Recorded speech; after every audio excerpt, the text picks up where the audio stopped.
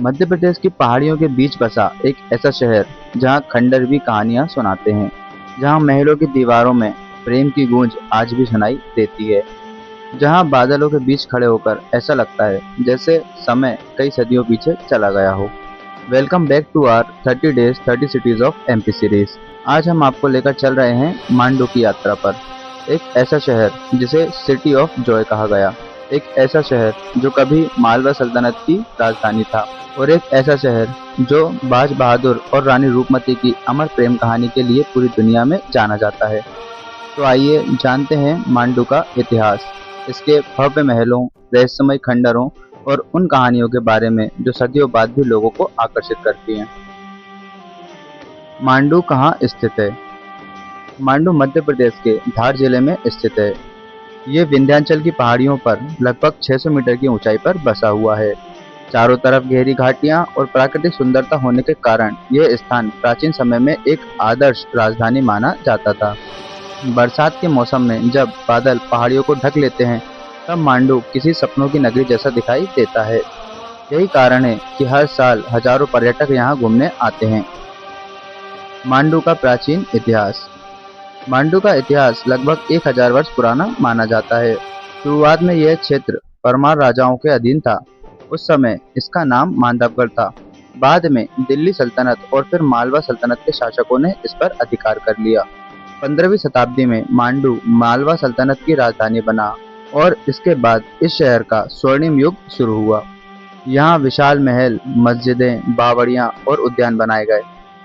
मांडू धीरे धीरे भारत के सबसे समृद्ध और सुंदर शहरों में गिना जाने लगा। जहाज महल मांडू की पहचान। मांडू का नाम आते ही सबसे पहले याद आता है जहाज महल। यह महल 2 बड़े तालाबों के बीच बनाया गया था। जब इसे दूर से देखा जाता है तो ऐसा लगता है जैसे कोई विशाल जहाज पानी पर तैर रहा हो। इसी कारण इसका नाम जहाज महल रखा गया। करीब 120 मीटर लंबा यह महल उस समय की अद्भुत इंजीनियरिंग का उदाहरण है। मानसून के मौसम में जब तालाब पानी से भर जाते हैं, तब जहाज महल का दृश्य और भी शानदार दिखाई देता है। आज ये मांडू का सबसे प्रसिद्ध पर्यटन स्थल है।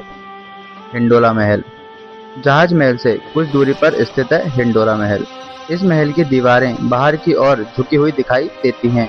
इन्हें देखकर ऐसा लगता है जैसे कोई झूला हवा में झूल रहा हो। यही कारण है कि इसे हिंडोला महल कहा जाता है। इतिहासकारों के अनुसार यहाँ शाही दरबार लगाया जाता था।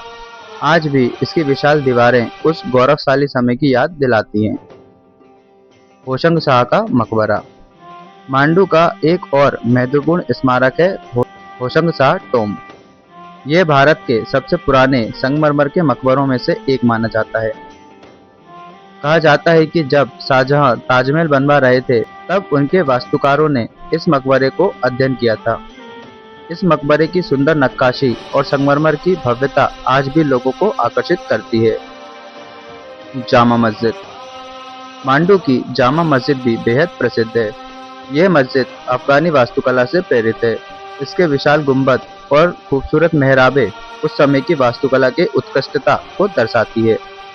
जब कोई पर्यटक यहाँ प्रवेश करता है तो इसकी भव्यता देखकर मंत्रमुग्ध हो जाता है। बाज बहादुर और रानी रूपमती की अमर प्रेम कहानी। अब बात करते हैं उस कहानी की जिसने मांडू को दुनिया भर में प्रसिद्ध बना दिया। ये कहानी है मालवा के सुल्तान बाज बहादुर और रानी रूपमती की।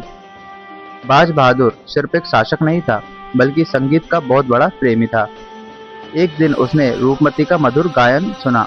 उनकी आवाज से प्रभावित होकर वह उनसे मिलने पहुंचा। धीरे धीरे दोनों के बीच प्रेम हो गया, लेकिन रूपमती ने मांडू आने के लिए एक शर्त रखी।